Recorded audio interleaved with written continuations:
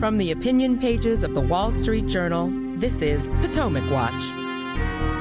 Israel makes its military move on Rafah, the last Hamas redoubt in the Gaza Strip. What's the latest on the ground? Meantime, President Biden gives a speech on anti-Semitism at the Holocaust Remembrance Ceremony at the Capitol as protests continue to roil college campuses.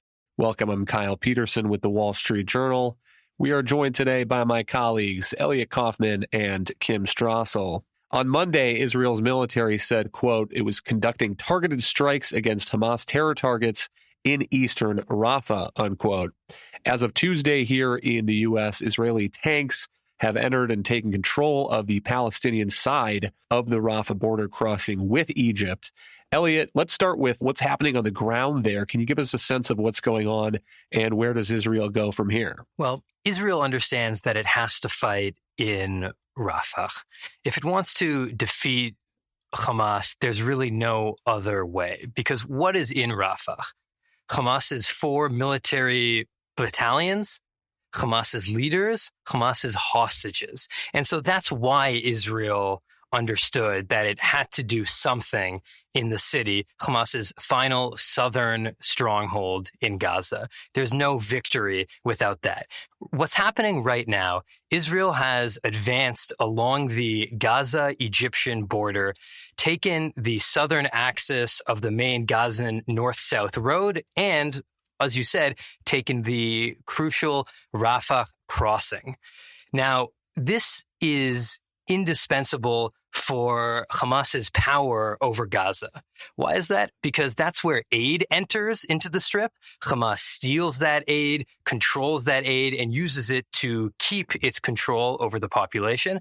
And second, Hamas smuggles in its weapons from Egypt across that border. Israel has already uncovered 4 tunnels. It expects to uncover many more in that area. The question is what Israel does now. It can stop there and say, we achieved an important limited objective. It can continue across the entire Gaza-Egypt border, or it can continue and try to take the city of Rafah itself.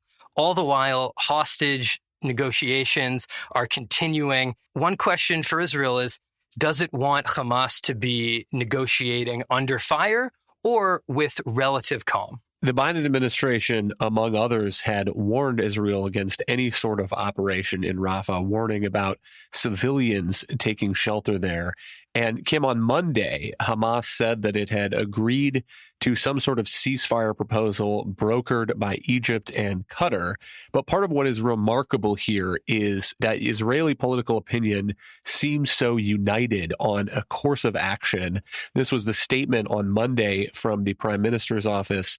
The War Cabinet this evening unanimously decided Israel will continue its operation in Rafah in order to apply military pressure on Hamas so as to advance the release of our hostages and achieve the other objectives of the war. While the Hamas proposal is far from meeting Israel's core demands, Israel will dispatch a ranking delegation to Egypt in an effort to maximize the possibility of reaching an agreement on terms acceptable to Israel. And Kim, part of what's going on here, my understanding, is that what Hamas wanted was a permanent ceasefire, and essentially that would allow Hamas to remain in power.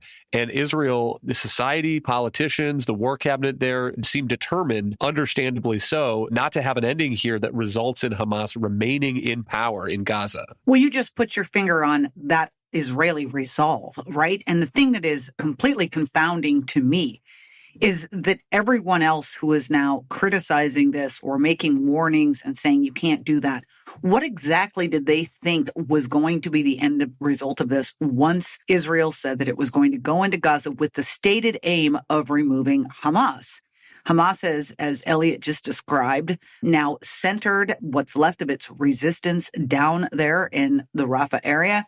It's vital, as he noted, for them getting supplies to continue their domination. Israel has understood this from the start, that if you were going to have to go after Hamas, you were going to have to root them out wherever they were, and that at some point they were likely to hole up somewhere and that they were going to have to go in. What is amazing is that, countries like France are saying if you displace the refugees again, it will be a crime, or the United Nations getting in a twist about this, or the United States and Joe Biden putting down red lines as to what Israel can or cannot do. These are the same people that in the beginning absolutely backed Israel and its determination that it needed to go stop Hamas's ability to do this again.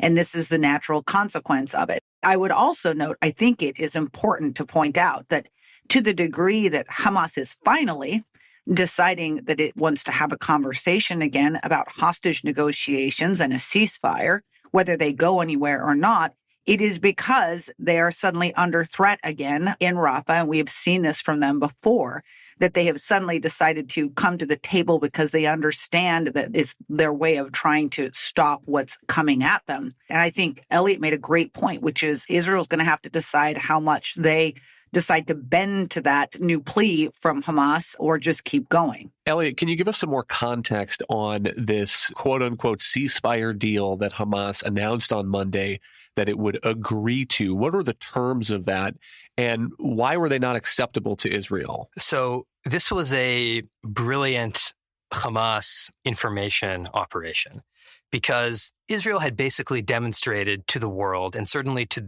the U.S.'s satisfaction, that there was no finding a deal with Hamas. It had dragged out negotiations for months and months. Israel actually copy-pasted some of Hamas's earlier asks in the hostage deal, put that into Israel's latest hostage deal ceasefire proposal, and offered it back to Hamas. Hamas said no. So at this point, Israel said, we're going forward with Rafah. We've exhausted all other options. And so what does Hamas do in that moment? It says, we have accepted the deal. And credulous news outlets run with this for the hour leading up to Israel's entry into Rafah, that Hamas accepted the deal. It turns out Hamas did no such thing. It sent what is a counteroffer. It's done that before, and this was another counteroffer. Included in it are some terms that Israel can't really work with. For instance, with U.S. pressure, Israel has been negotiated down from accepting 40 hostages in the first phase to 33 hostages. Hamas now said, how about 33 hostages dead or alive? Meaning we would give you the bodies, but not living hostages necessarily. Well, that's not going to cut it. Another one was to get half of those 33 hostages, Israel would have to be well advanced to signing off on an abandonment of the war and also a full withdrawal of Israeli troops from Gaza, allowing all people to return to the north of Gaza. That includes Hamas fighters, of course. So end the war, return all the territory to Hamas. Those terms aren't going to work. So negotiations will continue, but with the difference that Hamas is under military pressure in Rafah.